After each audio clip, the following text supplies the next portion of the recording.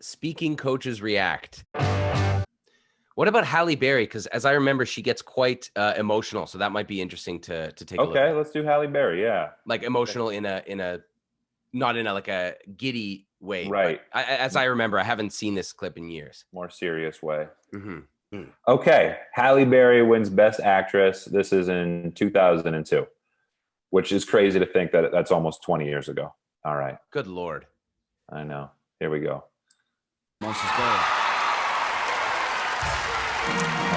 Right away. She's so This is the first. Wow. The emotion. She's is that so shock? overwhelmed. Is that complete shock and awe, or she's just what? Yeah, I would say so. I mean, I wonder too, it's obviously as a Black woman, it's, there's less likelihood probably going into it, just statistically that you're going to win. Black actors and actresses who have won are just like way less than white counterparts. And so I don't know if there's that into it, but also just like in the same way that Ben Affleck and Matt Damon were like, us really, of all these amazing people. And if you go back just to the nominees on that big screen, let's see who we got here. That's Nicole Kidman. Yeah. Renee Zellweger. I don't recognize the other two, but yeah, just like, yeah, I don't know. Yeah, huge stars, right? So for you to be, and this speaks to imposter syndrome, I think. Maybe. For Halle Berry is like phenomenally talented, but probably she, like all of us, deep down has this idea that like, I'm just a fraud. I'm not, these people are truly the stars and I'm just, who am I? I'm just a person, and we all have that feeling, I think, until we have, and even after, but probably until you get like, until you're Meryl Streep, you probably, every time you win an Oscar, you're like, really floored. me? Yeah. For what I did, I just did my job. Like, what are you talking about? Totally. Yeah. Okay.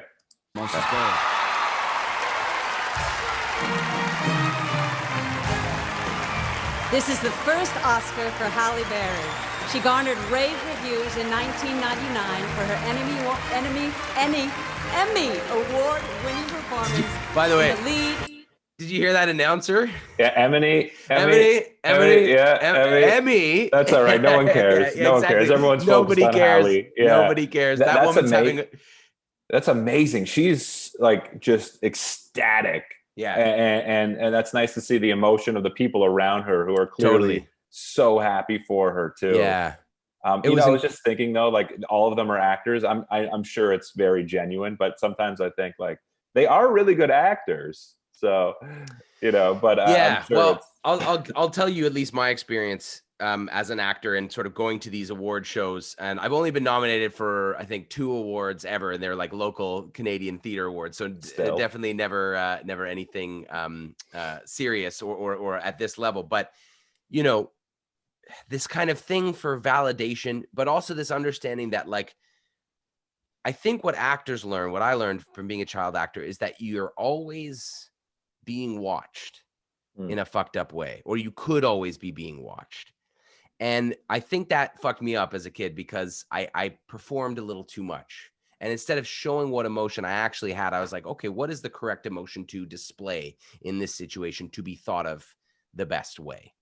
And I've actually had to work against that a lot, especially as a public speaker, but just in general as a person, to try to be more real and feel how I'm feeling and not be like, okay, I should be serious now and I should be happy for this other person. I think a lot of these actors are professional emoters, you know?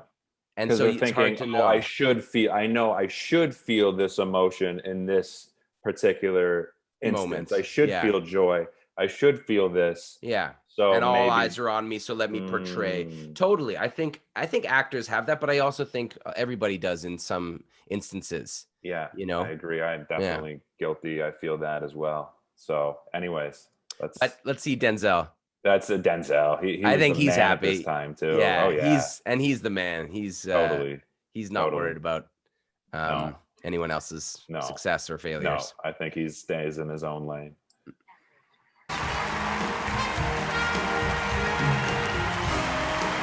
And they always have to deal. All the actresses always have to deal with these insane dresses.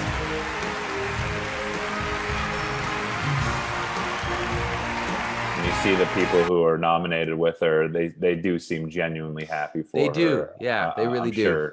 I'm sure And they all wanted to win, but you know, when you see someone's emotions like that in real time, it's hard not to be happy for them. That's exactly what I was going to say. And it's Yeah. like, it's a great way to accept an award or to accept any accolades is just to like, you know, show your real emotion. And then it's just going to make people in general, when you show real emotion, people are more likely to feel connected to you. To feel connected to you. Yeah. Oh, and that's a really nice hug. A long hug. Yeah.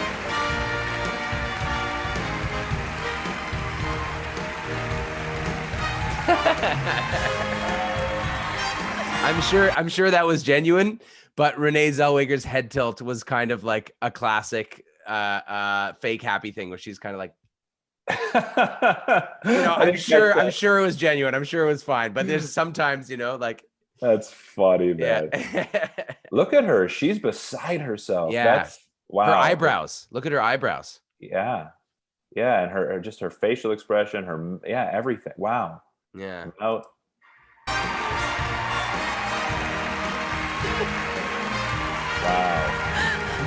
Oh my God. She's like literally in shock, man. Yeah. Like I think this is the definition of speechless. Yeah. Her mouth is open. Her mouth is open. She's looking around. She almost like is having an outer body experience. It looks like. I can't imagine what this moment is like for an actor, especially I think this is her first win. I think, like the ultimate validation in your field of everything that you've probably been working towards. Like when you're a kid, this is what you dream of. It's the World Series home run, right? Or it's the like IPO for a young entrepreneur. Yeah. You know, it is the pinnacle. Pinnacle. That's right. Yeah. And so to get that, to truly get there, how would you handle it gracefully? Right.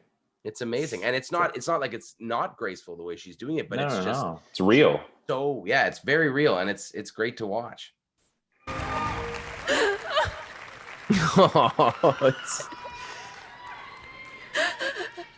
Oh my God. Wow.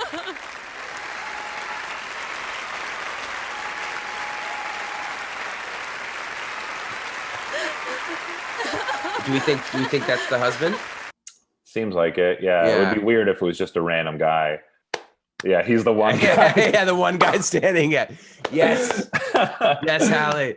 Wow, man, I got goosebumps just watching her up there. It gives me goosebumps. There's no question that this is as real as it gets. Yeah, totally. There's no conceit here. There's no acting whatsoever. Yeah, and I think this is the sort of the exception where you don't really have to say anything. Like, let your emotions speak for themselves. And I think the audience is just already completely just gravitated toward her and on her side. Yes. Completely, 100%. And she doesn't need to say anything for now. She can just truly, you know, connect with her husband and connect with her friends. And she's also taking it in. She doesn't, there's another thing I talk about, which is the momentum illusion or the dead air myth. And that's all about like thinking you have to fill space with sound. Totally. Yeah, I think some of the best speakers in the world they know when to pause. They're comfortable within their own skin. They're comfortable with what they're saying. As a result, they don't feel the need to take up space with empty words, right? Yeah. So I'm still working on that for myself. I find I do that way too much, but it's something I really, really try to allow space for. Me too. All right. Sorry. This moment is so much bigger than me. This moment is for Dorothy Dandridge, Lena Horne, Diane Carroll.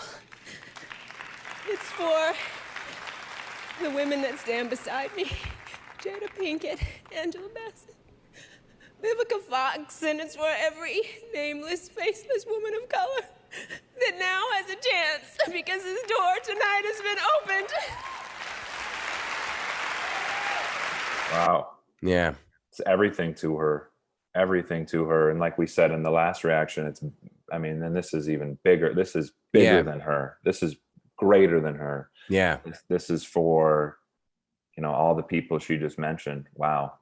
Yeah. And I think that must also feel like an intense responsibility, and maybe why people don't like invoking a story sometimes or feel scared to, because they're like, if it's not just about me, then then I'm responsible for all these different people, and to take that on your shoulders, to be like, I am doing this for a greater cause and for all these people, that's scary, I think, and overwhelming maybe, but like it's makes it beautiful. It makes it and it makes it feel like something truly important. And the more people are involved, or the greater the cause, the greater that the audience will just feel connected to it. And like, look at the effect it's had on you and me right now. We're just like, wow, that's it's amazing. And what's also pretty unbelievable too, I mean, she's such a great performer and actress. It's like she's still carrying herself despite the overwhelming emotion that she's feeling. She's still carrying herself really well, like just with her posture, and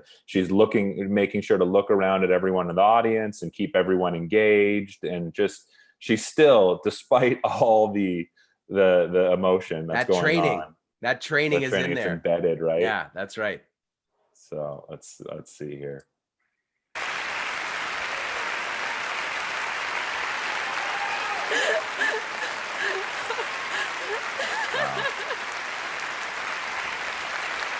Yeah, look at the reaction from people. Thank you. I'm so honored. I'm so honored. And I thank the Academy for choosing me to be the vessel for which is blessing my flow. Thank you. I want to thank my manager, Vincent Cirenzione. He's been with me for 12 long years, and you've fought every fight. And you've loved me when I've been up, but more importantly, you've loved me when I've been down. You have been a manager, a friend, and the only father I've ever known. Really, and I love you. And I want to point something out here too.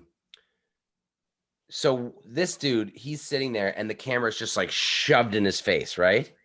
But instead of like worrying about that, I mean, I'm sure it's in his mind because it's right up there, but he's just like, I'm just going to focus on her.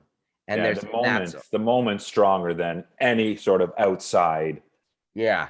And the more you can do that, especially on camera, the more you can just be like, who am I paying attention to? Or what is the focus of my attention? And then make that and try to block everything else and go, and so sometimes, for example, if you're on Zoom, being like, this lens is what I'm going to look at. I'm not going to look down at myself and see if I look good or whatever. I'm just going to focus in this lens because I know that's where everybody is. And I'm just going to keep my focus here and stuff. And this guy is just like, I'm not going to like awkwardly look at the camera. I'm just going to have this moment with my wife. But look at the emotion in his eyes, right? Beautiful. Like he's tearing up. Everybody is. The woman behind him. Yeah. They're all tearing up. It feels real. It doesn't seem like a Hollywood, fake moment. It not feels at all. Very, very real. Not at all. Okay. I want to thank my mom, who's given me the strength to fight every single day to be who I want to be, and to give me the courage to dream that this dream might be happening and possible for me. I love you, Mom, so much. Thank you. My husband, who is just the joy of my life in India, thank you for giving me peace. Because only with the peace that you've brought me have I been allowed to go to places that I never even knew I could go. So is that her husband or her manager and friend? Oh, maybe he's all of those. Oh, okay. Yeah, because she mentioned husband after. Yeah. Yeah. Anyways. I wonder if he plays multiple roles. How do you think she's doing? She's doing great. My dog just walked in, so I thought hey. See Matilda. Matilda? Hey, Matilda. Yeah. Oh, yeah. Who's a good girl? We're watching Halle Berry. Yeah, okay. Yeah, no, she's carrying herself very well, and she's just very articulate, despite, like I said, despite what's going on. I'm having one of those BBC South Korea Oh moments. yeah. Do you remember that clip? Yeah, with the kids With the walk kids in coming and in, yeah. the wife and yanking the kids out. That's Yeah. awesome. That is something we should react to at some point, because that is hilarious. Let's do that. Yeah, no, she's fantastic. It's just, you know, her. Yeah, it's her. I actually put a video out about this the other day on my Instagram, which was play the truth of the moment. So so if you're feeling tired and you're feeling low energy, you don't have to be like, hey everyone. You can kind of just be like, hey, how's it going? And just be where you are. And I think she's doing that like masterfully here. Awesome. She's not trying to dispel the emotion. She's just using it, owning it. Yeah. But she knows she's got to get through it. So she's but she's also collecting herself as much as she needs to, but not like trying to be like, oh, okay. You know, she's just feeling it. Exactly. Yeah. Awesome. Should we switch to another one, or do we think we've got the? Yeah. Or you want to give it like 30 one? more seconds? We'll Sure. give it 30 more seconds. We'll see if there's anything else we can discover. Yeah. I want to thank Lionsgate. Thank you.